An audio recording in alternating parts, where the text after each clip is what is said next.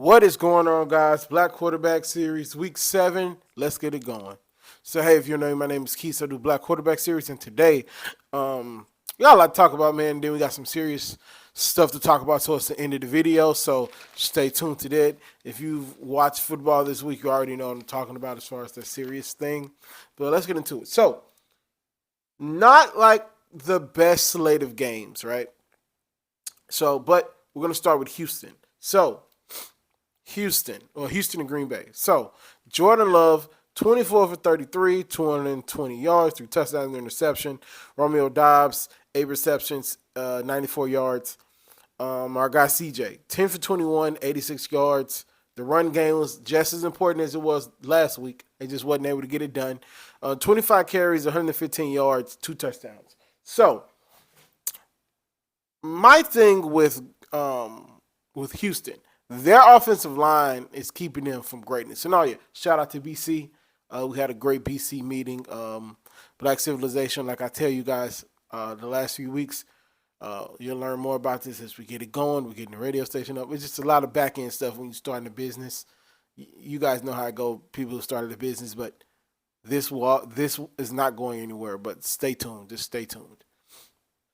So, as far as CJ and the Texans go, their offensive line is keeping them from greatness. They scored, I think, 22, 24 points, something like that, and then lost by 3 or 4. If their offensive line was better, there's no reason they shouldn't average 35 points. But because CJ is not a runner like that, and they got him running around, not running for his life, but they got him moving more than he needs to move, then you have a situation in which he can't make reads the way he needs to. He can't read protections like he needs to. And it's just getting real type thing. You know what I mean? As well as him being a sophomore and getting more put on his plate, like learning the playbook and everything. And he has way more weapons than he had last year. So I blame this loss more on the offensive line not being able to hold up against that Green Bay line. And this is something D'Amico really needs to look at, because that offensive line is not going to beat Baltimore. Baltimore is damn sure not going to beat J.J. Watt, and it's damn sure not going to beat them guys in Kansas City. So that really need to look into that. Maybe shake things up. I don't know. The trade market, you see if somebody's open, because you need a shakeup. I think you need to shake up. You don't want it to go crazy, but that offensive line, I can see in the playoffs, when you get into deep playoff games against top tier level competition, the Baltimore's, the Kansas City's, and hell, Green Bay might be in that tier. Now we'll talk about them in a minute. I can see you having problems because all these teams have top level defenses and top level defensive lines. So D'Amico is a defensive guru, so I expect for him to get that straight away. Now, it's not, if I had to like put it on a level, it's like a category 2, category 3 concern, where they still are 5-3 or 5-2. I think they're in that mix of 5-2 teams in the AFC, but they could be 6-1, 7-0, right? If offensive line was to hold up. So, Jordan Love. I don't speak much about Jordan Love, but I need to really start doing that more. That's on me. We need to start talking about Jordan Love in MVP conversations because the guy's amazing. The guy's amazing. I think I read off his numbers already, but I'm going to read them off again. 24 for 33, 220 yards, 3 touchdowns, an interception. Yeah, and the guy needs to be in MVP conversations. He's got his team at 5-2. Missed a few weeks, but then when he missed a few weeks, he came back. He looked okay in that first game, but he ain't missed a beat since.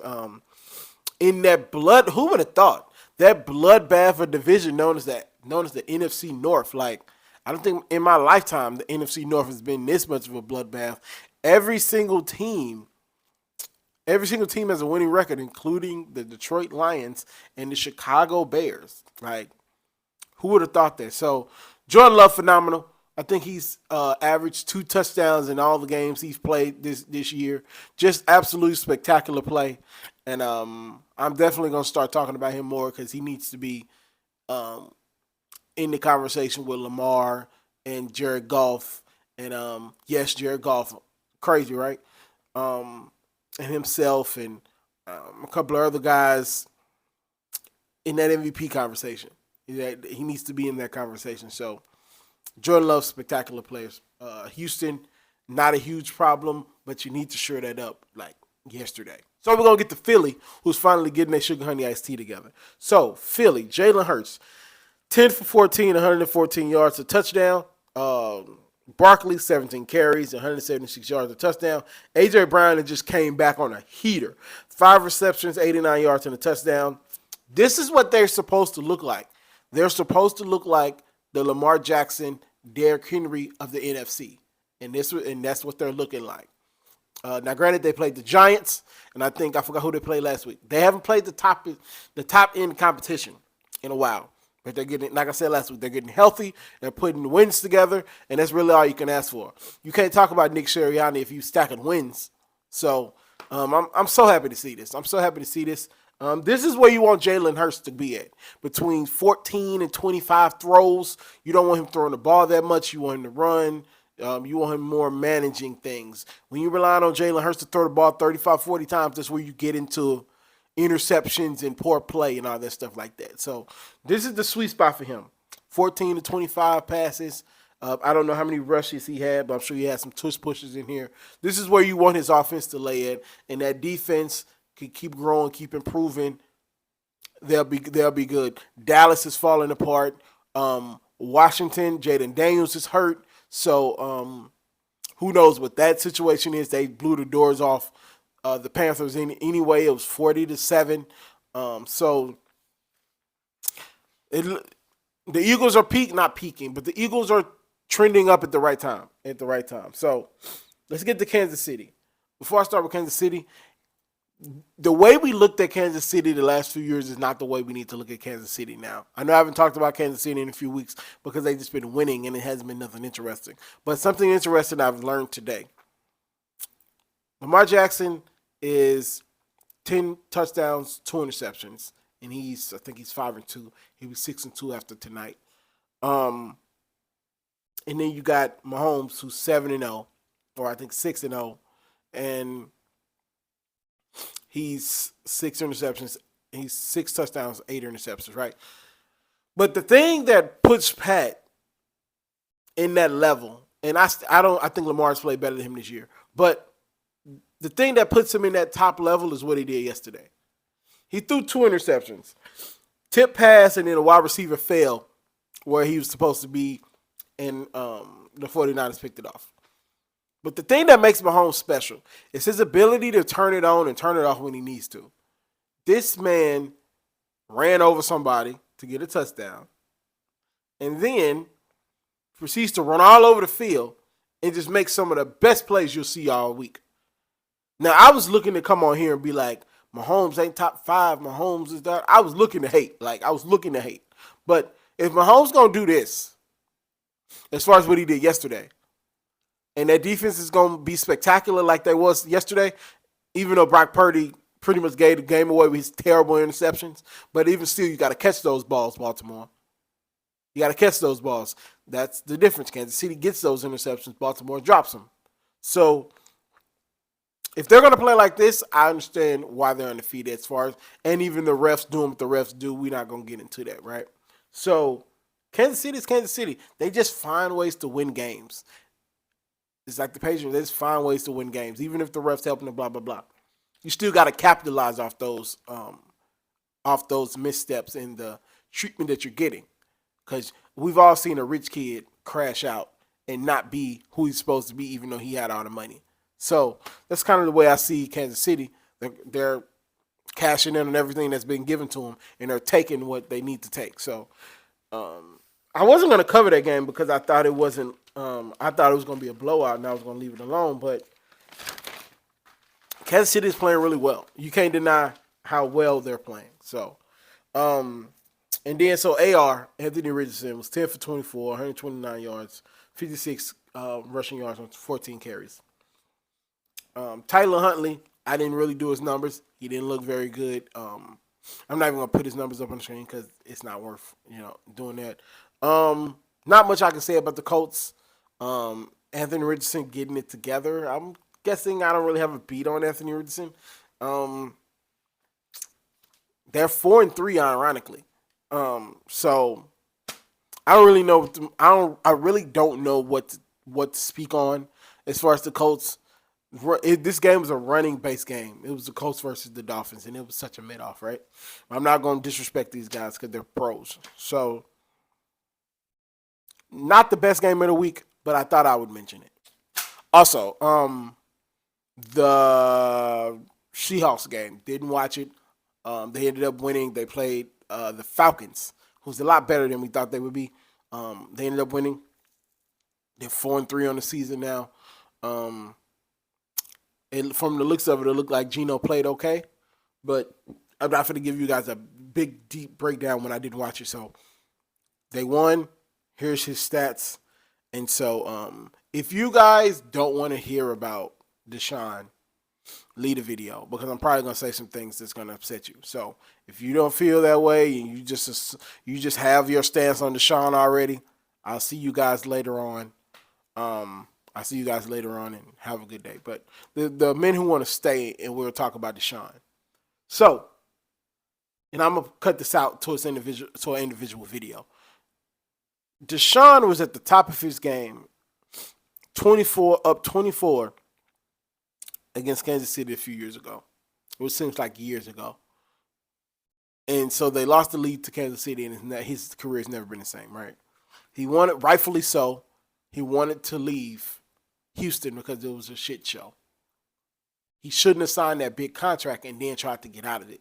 That was my whole problem, even at the time.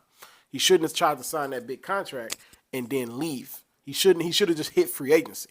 So, but they could have franchised him, tagged him, and he might have still been in the same situation, just less money, right? But he wasn't hurting for money, but I get it, right? And so then it comes out that he's convicted of all these heinous things, right? And he fights him, but ultimately he can't fight him enough because he don't want to lose another season of football, right? And so he pays everything off so they can essentially leave him alone, right? But all the silver suits and everything that came out showed that he didn't do anything. He beat the case. If there was something there, you guys who's talking crazy about Deshaun don't think they would have took down a black man? If any of the stuff that Deshaun was accused for was substantial, you guys don't think they was willing and ready to take down, at the time he was a future Hall of Famer, take down one of the biggest quarterbacks in the league at the time, and one of the biggest, him, Lamar and Pat were the next three. One of the biggest stars in football and in sports right now. One of the most stand-up guys, a fellow Virgo. I know that don't mean much to y'all, but that means something to certain people. But a fellow Virgo like myself and Mahomes, right? And for everybody to just convict him when the civil suits said he didn't do anything, some of the women said he didn't do anything, and he paid everybody off so he could just play football again. And there are people who do within not language, but body movements. Say, yeah, Deshaun didn't do it because of his body language. Certain body language shows that you did what you did, right? And for a lot of people to just assume that he was an R word, just to assume that he was being weird, when there are actually weird people out here, is crazy. Did he make a bad decision by messaging all these women about getting massages and all that? Terrible decision. Terrible decision when you're making all this money and you got a whole facility of guys or women and great people that work for the NFL that could have done that for you. Terrible decision. But he won the cases. And you expected me to believe that he won the cases because he was an NFL player? That didn't matter for OJ. OJ got off, and then his dumb self went to go rob somebody, and they put him in jail.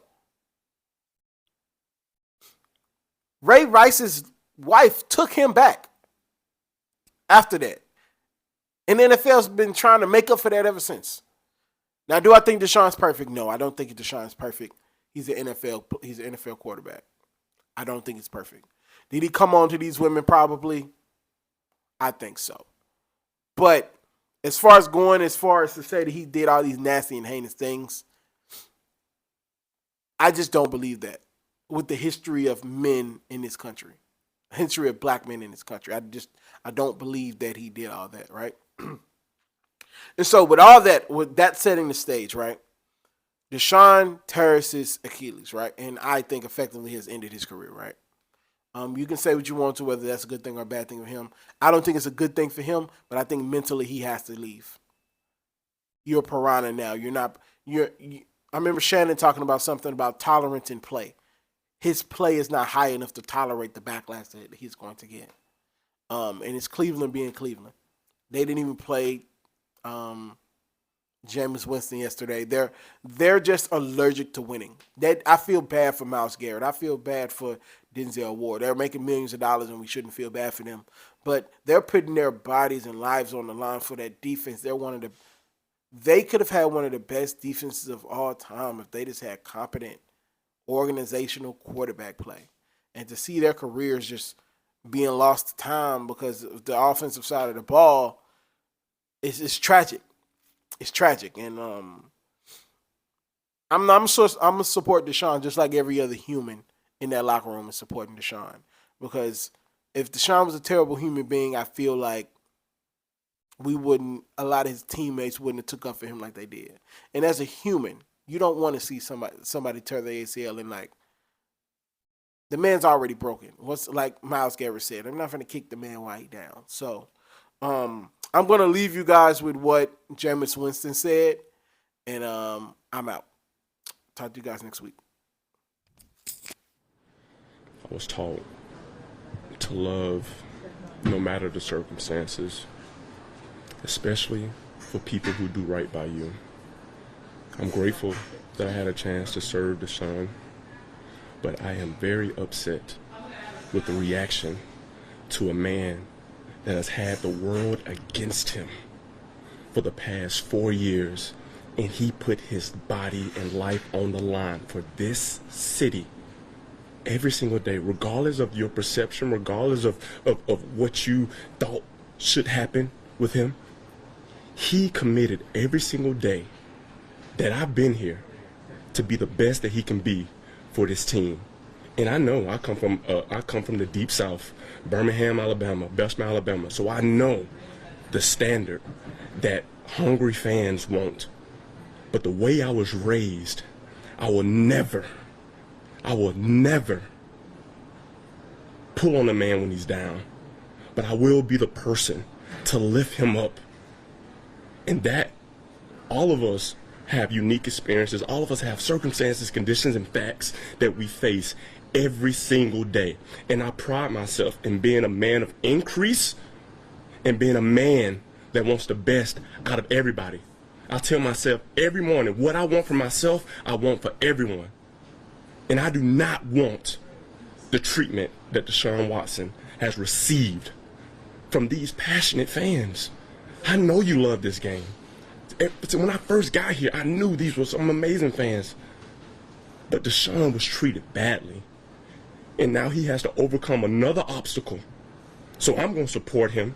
I'm going to lift him up. And I'm going to be there for him. Because I see the way he fights. I see the way that he works. And I know who he is as a person and as an NFL quarterback. And that's all I have to say to address him. I'm sending up my prayers. I already prayed for his leg, and I will continue